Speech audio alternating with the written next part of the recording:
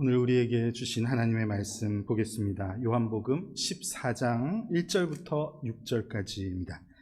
요한복음 14장 1절부터 6절까지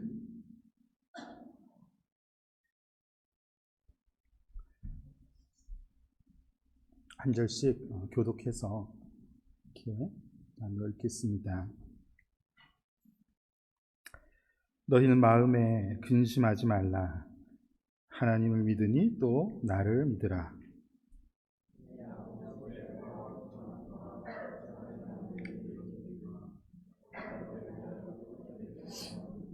가서 너희를 위하여 거처를 예비하면 내가 다시 와서 너희를 내게로 영접하여 나 있는 곳에 너희도 있게 하리라. 도마가 이르되 주여 주께서 어디로 가는지 우리가 알지 못하거늘 그 길을 어찌 알겠사옵나이까.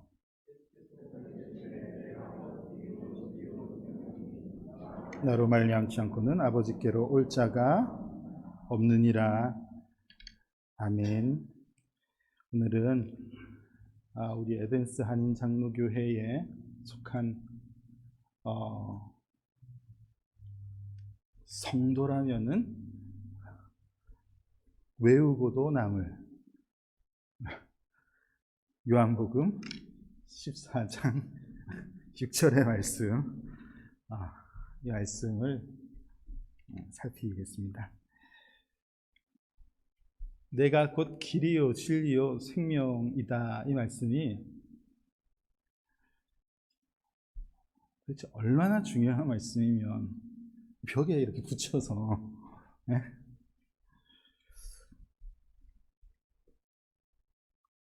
언제부터 붙어 있었습니까? 자, 이 말씀이 요한복음 14장 6절에 기록되어 있는 말씀입니다.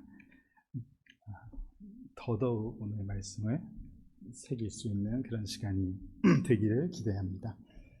요한복음 14장에 들어가기 전에 13장에 보면은 이제 예수님께서 유월절을 앞두시고 고난 받으실 유월절을 앞두시고 제자들과 우리가 잘 아는 최후의 만찬 음식을 나누시고 또 제자들의 발을 씻기시고 그러시면서 이 유월절에 당하실 고난에 관해서 약간 예고를 하시죠. 예고를 하십니다. 반면에 이 제자들뿐 아니라 예수님을 따르던 많은 무리들은 이번 유월절이 피크다. 이번 유월절에 예수님은 드디어 이 땅의 왕으로 등극하실 거야.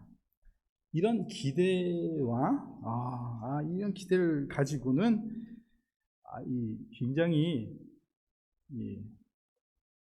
부푼 기대를 가지고 예수님 앞에 있었는데 예수님이 하시는 말씀을 들으면은 이게 좀 무슨 분위기인가, 이 묘한 알 수 없는 분위기가 제자들이 굉장히 어색했을 거예요.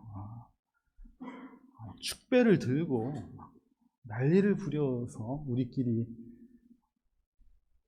파티를 해도 시원찮을 판에 자꾸 예수님께서는 뭔가 의미심장한 그런 말씀을 하시니, 게다가 예수님께서 너희 중에 누구는 나를 배신할 거야, 그죠? 또 그렇게 열성적으로 따르던 베드로에게는 너도 나를 부인할 거야, 이런 말씀을 하시니까 이 제자들의 마음에는 그 극도의 불안한 마음, 굉장히 불안하고 염려되고 그런 마음이 아주 극에 달했을 것입니다. 그러면서 시작되는 내용이 이제 요한복음 14장이죠. 오늘 요한복음 14장 1절 말씀을 보면은 그렇게 너무 두렵고 불안해하는 제자들을 향해서 예수님께서 이렇게 말씀하신 거예요. 너희는 마음에 근심하지 마라. 하나님을 믿으니 또 나를 믿으라. 예수님께서 너무 불안해 있는 제자들에게 근심하지 말고 믿어라. 그렇게 말씀하신 이 말씀이 우리에게 새겨지는 시간이 되면 좋겠습니다. 여러분, 이 땅을 살면서 불안과 염려가 막 밀려오기 시작할 때가 있지요. 네, 있죠. 혹 그런 상황을 지금 지나고 계신 분들은 이 자리에 없으신지 모르겠어요. 근심과 걱정이 또 다른 근심과 걱정을 낳으면서 이게 컨트롤이 안 되는 그런 게 현대인들에게 너무 많죠. 너무 많습니다. 내 감정을 다스릴 수 없는 상태까지 가는. 오늘 예수님께서 근심하지 말고 믿으라 말씀하신 이 말씀을 통해서 우리가 새 힘을 얻을 수 있기를 소망합니다. 예수님께서 그렇게 말씀하시면서 오늘 본문 3절을 보면은 예수님께서 앞으로 겪게 되실 고난과 부활과 승천과 또 그 후에 앞으로 오실 재림에 관한 이 말씀을 제자들에게 아주 이해할 수 있도록 설명하시죠. 내가 지금 떠나지만 거처를 예비하러 가는 것이고 내가 다시 오게 될 것이고 나중에는 주께서 계신 내가 있는 그곳에 너희도 함께 있게 할 거야. 이게 예수님께서 지금 그 불안해 떨고 있는 제자들에게 이런 믿음을 가지고 있으면 된다는 것을 예수님께서 알려주시는 내용입니다. 제자들이 이런 말씀을 듣고 그렇구나, 마음이 평안하게 있어야 되겠다 이렇게 하면 좋겠지만 사실상 뭐 그렇겠어요. 우리는 다 똑같은 제자들이나 우리는 똑같지 않습니까? 눈에 보이지 않는 것에 대한 불안과 염려 이런 것들이 제자들에게 있을 법합니다. 예수님께서는 14장 26절 이후에 보면은 그런 너희들을 위해서 내가 가지만 도우시는 성령님, 보혜사 성령님을 보내시겠다 이렇게 보장해 주십니다. 26절 말씀을 보실까요? 보혜사 곧 아버지께서 내 이름으로 보내실 성령 그가 너희에게 모든 것을 가르치고 내가 너희에게 말한 모든 것을 생각나게 하리라. 우리 성령님은 그런 일을 하시는 분이십니다. 예수님께서 지금 지상에 계시다가 이제 거처를 예비하러 가신다. 고난 받으시고 죽으시고 부활하시고 승천하실 것을 말씀하시면서 그러나 이것이 완전히 너희들과 끝나는 것, 너희를 불안에 떨고 살도록 그렇게 만드는 것이 아니라 너희를 도우시는 성령님의 사역이 적극적으로 있을 거야. 그렇게 말씀해 주시는 내용이 덧붙여 나오고 있습니다. 염려와 불안과 걱정이 여러분 우리 안에 있을 수 있지만 그런 우리를 그런 상황에 그냥 버려두시는 그런 하나님이 아니시고 지금도 우리와 함께 계신 보혜사 성령님을 보내시는 그런 하나님이심을 우리가 믿으면서 어떤 상황 속에서도 우리와 함께 계시는 우리 인생의 참 인도자가 되시는 안내자가 되시는 예수님을 믿고 고백하는 우리 성도님들 다 되시기를 간절히 축복합니다. 이런 예수님과 대화를 하고 있는데 이 제자 중에 도마라는 이가 입을 열었어요. 5절에 보면은 도마가 이르되 주여 주께서 어디로 가시는지 우리가 알지 못하거늘 그 길을 어찌 알겠사옵나이까. 예수님 자꾸 어디 가신다 말씀하시고 뭐 어디 가면 내 머물 집이 있다고 말씀하시고 나중에 달을 오신다고 자꾸 그렇게 말씀하시는데 너무 어렵습니다. 알아듣기 어렵습니다. 도대체 어디로 가시는지 그 길을 우리가 알기를 원하는데 잘 모르겠어요. 이렇게 도마가 말했습니다. 이 말을 들으신 예수님께서 그 길을 어찌 알겠습니까? 라고 질문하는 도마에게 예수님께서 하신 말씀이 내가 곧 길이요 진리요 생명이니 나로 말미암지 않고는 아버지께로 올 자가 없느니라. 이렇게 예수님께서 말씀하신 응답입니다. 이 말씀을 보면 예수님께서 길, 진리, 생명 이렇게 세 가지를 들어 말씀하시지만은 이 세 가지의 중심은 길 되심에 있다고 생각합니다.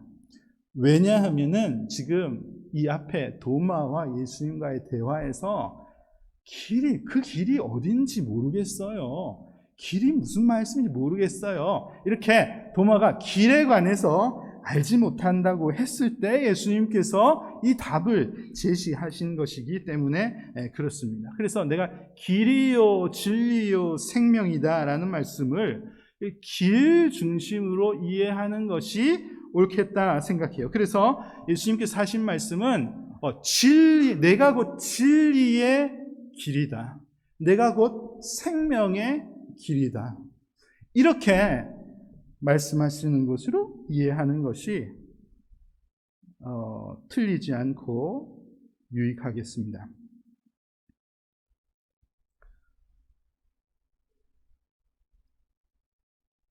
의심 어린 눈으로 보는 것 같은데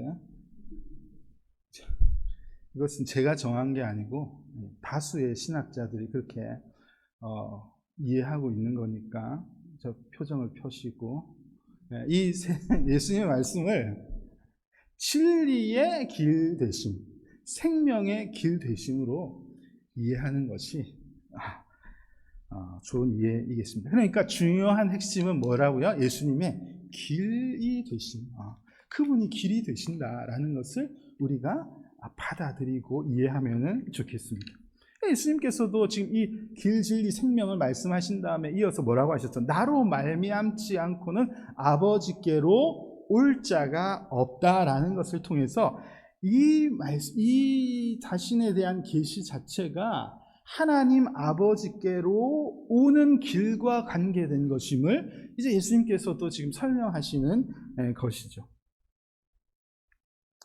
이 유대 사회에서 이 이스라엘 민족들에게 하나님에게 나아가는 길, 하나님 앞으로 가는 방법과 자격에 대한 것은 굉장한 내용이죠. 그냥 굉장한 삶의 전부라고 보아도 되겠죠. 삶의 전부. 그들이 어떻게 하나님 앞에 나아갈 것인지에 대한 것이 늘 그들의 삶의 전부였다고 말할 수 있겠습니다. 특별하게 선택된 이들만이 하나님께 나아갈 수 있다. 그 길에 올라설 수 있다는 믿음이 이들에게 항상 있어. 그게 그들의 삶의 전부였습니다. 아무나 그 길에 설 수 없다는 것.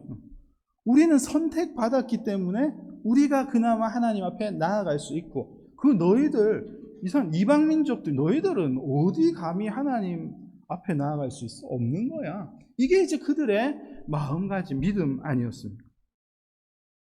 하나님의 임재 장소를 표현하는 성막 안에 아무나 들어갈 수가 없었죠. 그 근처에도 아무나 접근할 수가 없었습니다. 그 길은 휘장으로 가려져 있었죠. 정결하게 잘 준비된 예물을 1년에 한 번 가져왔을 때 그것을 그것도 드린 사람이 직접 들어갈 수도 없고, 그것을 드렸을 때 그를 대신해서 제물을 잡은 제사장 그가 한번 들어갈 수 있는 것. 특정 지파, 특정 직을 가진 이만이 하나님 앞에 나아가는 그 길을 걸어갈 수 있고, 심지어 그 제사장조차도 그 길을 걸어 들어갔다가 죽어서 나오는 일들이 빈번했던 것을 구약의 말씀을 통해서 알 수가 있습니다. 그러니까 하나님께 앞에 선다는 것 자체는 이거는 그들의 세계에서 있을 수 없는 일. 하나님의 면전 앞에 쓴 것으로 표현되어 있는 모세, 그런 그 위대한 스승으로 그들이 받아들이는 것이죠. 아무도 하나님 앞에 쓸 수 없다고 믿는 것이고, 보통 사람들은 꿈도 꿀 수 없는 일이고, 그나마 우리 혈통을 지렸으니까, 우리가 아브라함의 민족이니까 우리와 연결된 그 누군가가 그 길에서 설 수 있거나 그 길의 안내자가 될 수 있거나 그 주변에서 성전을 섬길 수 있는 정도 되니까 그 우월감, 자신감으로 사는 그들이 유대인들이었거든요. 이런 생각과 이런 믿음을 가지고 평생을 살아오고 있는 그런 사람들 앞에서 지금 예수님께서 내가 길이다, 내가. 야, 지금 너희는 무슨 생각? 내가 길이야. 나를 통해서 지나가지 않으면은 하나님께 아무도 나갈 수 없어. 이 말씀은 가히 충격이죠. 어마어마한 말씀을 하신 거예요. 이게 무슨, 여러분들은 늘 붙어 있으니까 지금 이게 뭔 말이야. 귀에 들어오지도 않으실지 모르겠어요. 그러나 그들에게 이 말씀은 어마어마한 말씀이에요. 어떻게 하나님이라는 말조차를 이들이 하지 못했거든. 말 못했습니다. 어디 감히 우리가 하나님이란 표현을 해. 하나님이라는 말을 하기 위해서 온몸을 목욕을 하고 와서 하나님을 쓰고 이랬던 사람들이 이들이란 말이에요. 그런데 그 하나님 앞에 서는 것, 이거는 꿈도 꿀 수 없는 일. 그런데 예수님이 내가 그 길로 가는 길이야. 나 아니면은, 나를 통하지 않으면 아무도 하나님 앞에 설 수 없느니라 라고 말씀하셨습니다. 이 사람들에게 큰 어마어마한 말씀이죠. 이 말씀이 제자들에게, 또 그 시대의 사람들에게 엄청난 파장을 일으켰을 것인데, 그때만 역사하시는 하나님이 아니라 오늘 이 말씀을 대하는 우리들에게도 역사하시는 하나님의 그 파장이 우리 마음 가운데 일어날 수 있기를 간절히 소망합니다. 자, 한번 따라할까요? 진리의 길 예수. 예, 진리의 길. 예수님께서 내가 진리의 길이다, 그렇게 말씀하셨죠. 진리라는 것은 참된 것, 변하지 않는 것, 참의 의미를 가지고 있겠습니다. 이 에메트라는 히브리어는 변치 않는다. 에메트. 우리가 아멘 할 때도 이 표현을 쓰고 있는 거예요. 변하지 않습니다. 신실하신 그 약속을 믿습니다. 그런 뜻이죠. 시편 92편 말씀을 보면은 하나님을 이렇게 노래할 때 밤마다 주의 성실하심을 베푸심이 좋으나이다, 그렇게 표현하십니다.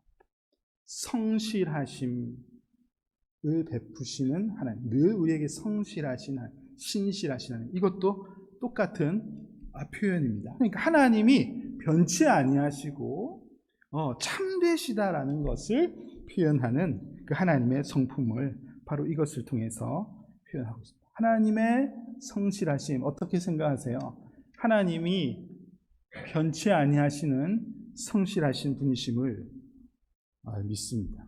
얼마나 감사한지요. 하나님이 언제든지 변하실 수 있으시면은 정말 심각한 상황이 될 것 같아요.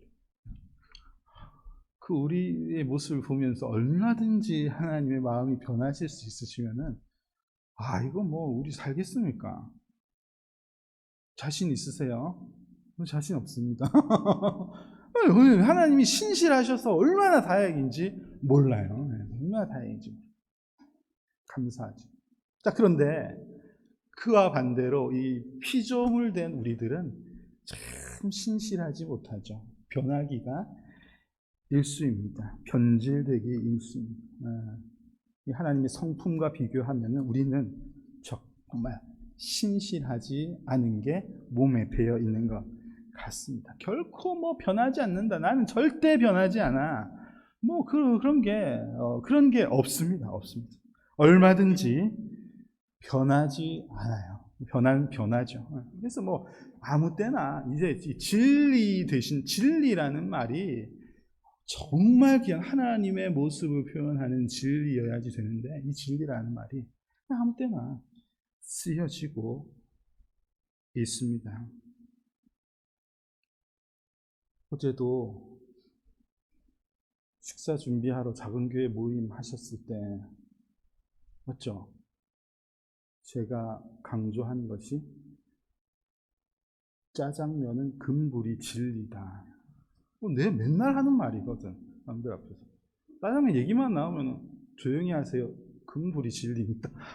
제가 맨날 하는 말, 저는 변하지 않을 믿음을 가지고 있는 것 같은데 그러나 알 수 없는 것이죠. 제 입맛이 다르면은 또 다른 게 진리가 나타났어. 이게 우리의 사실 모습입니다. 진리가 뭐 세상에 존재하지 않나. 엄청 가볍습니다. 지식은 변하지 않나요? 지식도 변해요. 새로운 것을 발견하면은 이전 것이 진리가 아니게 되는 것이 이 세상의 형편입니다. 특별히 지금 포스트 모던 시대에 살 때는 오히려 진리가 없다는 것을 세상이 즐기고 있어요. 그죠? 진리가 없다는 것이 얼마나 세상에서 만족할 이유가 되었는지 몰라요. 그러니까 너는 너 좋을 대로 믿어. 나는 나 좋을 대로. 절대적인 게 어딨냐? 너 그거는 네 마음대로 믿는 대로 믿고 너 좋을 대로 하고 그렇게 다니는 거예요. 그건 네 생각이고. 장기하 씨 노래 그건 네 생각이고 아세요? 들어보세요. 마음에 쏙쏙 와닿습니다. 그건 네 생각이고 뭘 자꾸 이래라 저래라 하는 거야. 그건 네 생각, 네 알아서 살아. 이게 완전히 삶의 모습이 된 것이죠. 어제 오후에 그 노스 이스트 조지아 이 노회 모임이 있었습니다. 그래서 노회 모임에 그 온라인으로 참여를 했어요. 거의 한 100여 명의 목사님들, 장로님들이 참여를 했는데 그렇게 많이 모인 이유가 뭐냐 하면은 교단의 헌법을 수정하기 위해서 투표를 하기 위해 모였습니다. 수정할 항목들을 하나하나 이 부분은 이렇게 수정할 건데 찬반 투표를 하는 것이죠. 그래서 통과되면은 그 의견이 반영이 되고 이렇게 수정이 되고 이렇게 하고 있습니다. 굉장히 수정할 것이 많았는데 그 중에 대부분이 이제 이미 한번 검토를 거친 것이기 때문에 그냥 대부분 통과예요. 통과가 거의 99%의 찬성으로 통과가 됩니다. 그런데 그 중에 이제 한 가지가 뭐였냐 하면 우리 교단의 헌법에 보면은 예를 들어서 교회가의 사명 이런 거를 표현할 때 교회의 사명은 복음을 전하는 것이죠. 혹은 사람들을 품는 것 아니면 이런 걸 할 때 그 대상을 표현할 때 이전에 우리 헌법에는 man and woman and children 이렇게 남자, 여자와 우리 자녀 세대들 이렇게 표현이 되어 있습니다. 그런데 이것에 대해서 이제 이걸 all people로 바꾼다. all people로 바꾸되 그걸 그냥 all people로만 표현하지 않고 거기에 이 인종 그런 거 재능 이런 것들 있잖아요. 이런 것들 다 포함시킨 all people 거기서 이제 보면은 젠더가 거기에 들어갑니다. 그래서 이제 이렇게 수정하는 이유가 거기에 있다고 다 보는 것이죠. 그래서 이 젠더 이슈에 대한 갈등이 이 보수적인 교회와 또 좀 이 오픈하고 받아들인 교회의 갈등이 계속 지금 있는 것이죠. 저희 교단은 굉장히 개혁적인 개혁적이라고 표현하면 좀 죄송한데 아니겠고 좀 열려 있는 교단이죠. 그래서 이 투표에 다 찬성을 할 것이라고 좀 생각을 했습니다. 다 찬성을 생각해가지고 이게 우리 교단에서 치리거리나 되겠나 이렇게 했는데 의외로 여기에 대해서 이제 논의할 게 있으면 발표를 하라고 했을 때 논의를 위해서 손을 든 사람들이 목사님들이 엄청 많은 거예요. 그래서 손을 계속 번쩍번쩍 들어가지고 이분들이 이 헌법 수정되어서는 안 된다는 걸 주장하는 것이죠. 주장하시는데 그분들의 근거가 다 이거였습니다. 하나님의 말씀이 변하지 않습니다. 하나님의 말씀에 하나님께서 사람을 남자와 여자로 만드셨다고 분명히 말씀하고 있는데 이걸 왜 다르게 표현해서 또 다른 성을 포함시키려고 하는지 그렇게 하면 안 되는 말씀은 변해서는 안 됩니다. 우리가 수용하고 때로는 받아주고 이거는 별 다른 문제이지만 이 말씀의 내용을 변하게 하는 것은 잘못된 것이라는 것을 주장하시는 목사님들이 되게 많으셨어요. 저는 감동이었습니다. 그래서 그 목사님들과 함께 저와 함께 반대표를 던졌죠. 그래서 한번 싸워보려고. 근데 역시 싸움이 안 되게 우리가 졌습니다. 그래서 우리 75대 25로 져서 헌법은 all people로 개정이 수정되게 되었는데, 뭐 세상의 흐름이죠. 세상의 흐름이지만 그래도 변치 않는 말씀을 외치는 이들이 아직도 있구나 하는 것에 대해서 저는 굉장히 감사한 마음이 저에게 있었습니다. 이게 우리의 습관, 우리의 모습입니다. 이게 진리라는 것이 뭐가 있는가? 항상 상황과 형편에 대해서 변할 수 있다는 것을 우리가 받아들이고 사는 우리의 모습인 것이죠. 예수님은 변하지 아니하시는 진리의 길이 되신다고 말씀합니다. 요한복음 1장 14절에 예수님께서 세상에 오신 것에 대해서 요한복음이 소개할 때에 그분에 대해서 은혜와 진리가 충만하신, 예수님은 진리가 충만하신 분, 참됨이 충만하신 분, 그분이시다, 그렇게 성경이 표현하고 있습니다. 세상이 말하는 진리라는 것들이 다 변할 수밖에 없는 것임을 받아들이면서 동시에 변치 아니하시는 진리의 길을 제공하시는 분이 계신데, 그분이 예수님 한 분이심을 믿음으로 받아들이는 그런 성도님들 다 되시기를 간절히 소망합니다. 예수님을 영접합니다. 왜 예수님을 영접해야지 되는가? 왜냐하면 예수님을 통해서 하나님께로 나아가는 그 길, 변치 않는 길이 거기에 있기 때문에 그렇습니다. 그래서 예수님께서 십자가에 못 박히시고 운명하실 때의 그 상황에 대한 기록을 말씀을 통해서 보면은 아무도 들어갈 수 없었던, 아무도 가까이 갈 수 없었던 그 성막으로 향하는 휘장이 위에서 아래로 찢어지는 놀라운 사건을 가시적으로 보여주시죠. 십자가의 길을 통해서 우리도 하나님 앞에 나아갈 수 있는 그 길을 여신 것. 히브리서 4장 16절은 이렇게 고백합니다. 그러므로 우리는 긍휼하심을 받고 때를 따라 돕는 은혜를 얻기 위하여 은혜의 보좌 앞에 담대하게 나아갈 것이니라.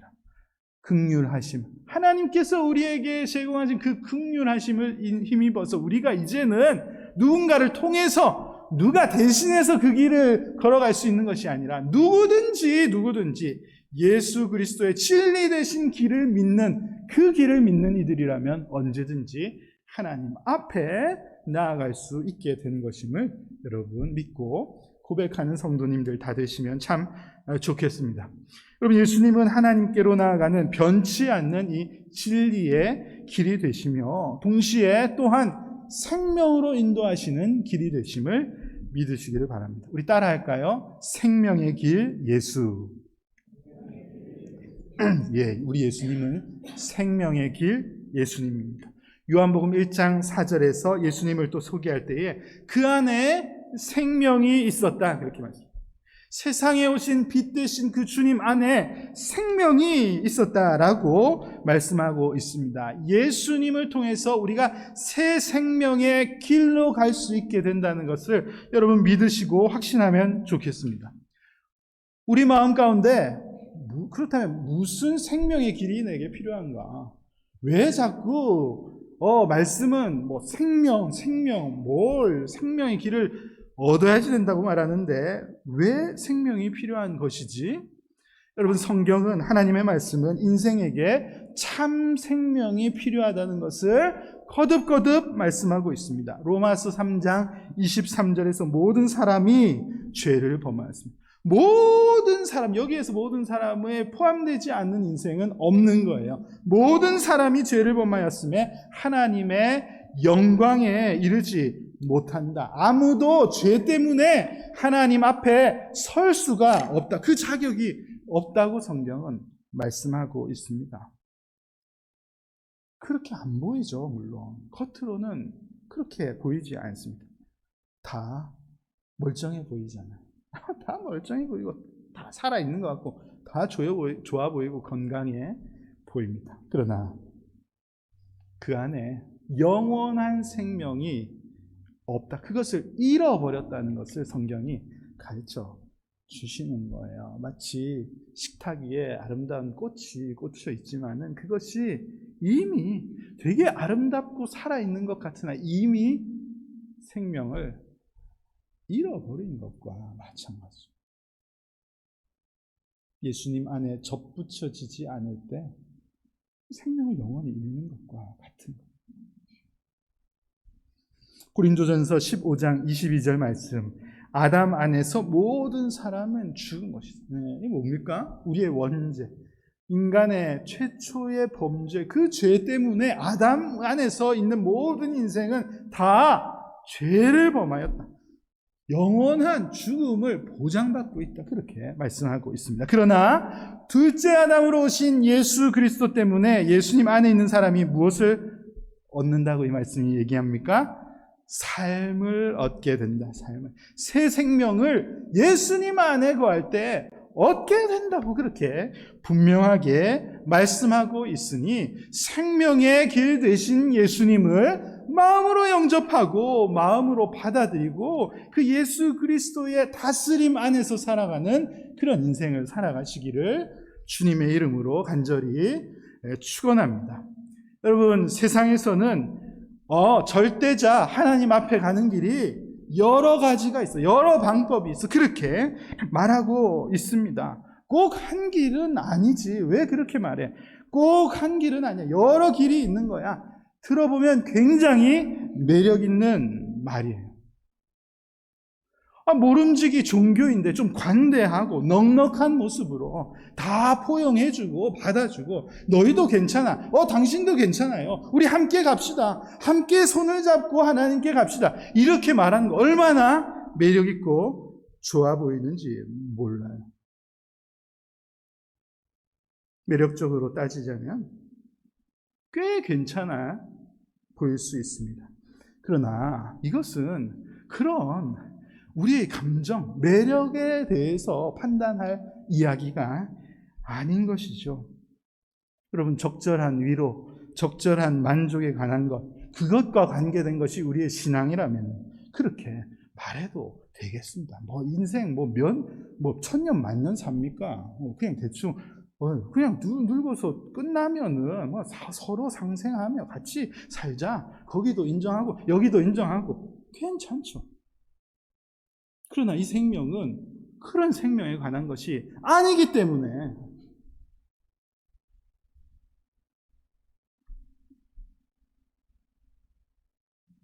느낌 가는 대로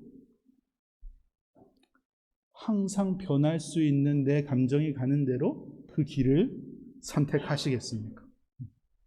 한번 끝까지 가보고 그때 가서 결정하시겠습니까? 그런 무모한 선택을 하시겠습니까? 변함이 없으신 진리의 생명의 길을 여신 예수님을 믿고 이 땅을 살아가시는 복된 성도님들이 되시기를 주님의 이름으로 축복합니다. 로마서 8장 38절과 39절 말씀을 우리 같이 한번 읽어볼까요? 하나님의 그 신실하신 변함없으신 사랑을 성경은 이렇게 표현하고 있거든요. 같이 읽어보겠습니다.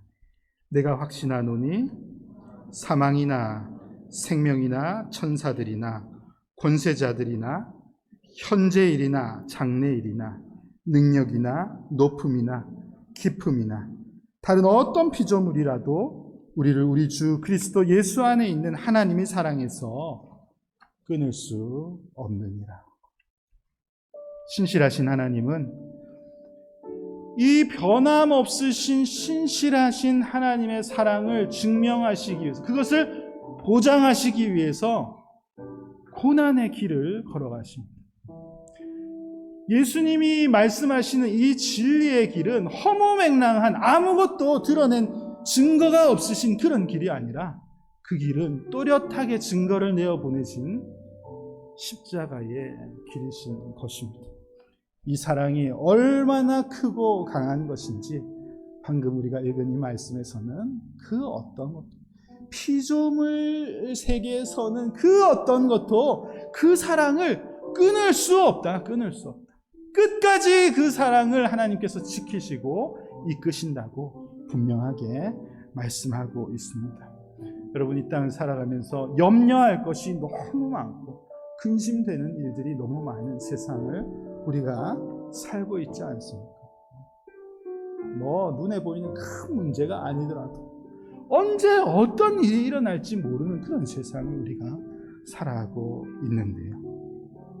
근심과 두려움을 적절히 하면서 살아가시겠습니까? 오늘 예수님께서 마음에 근심하지 말아라. 하나님을 믿으니 또 나를 믿어라.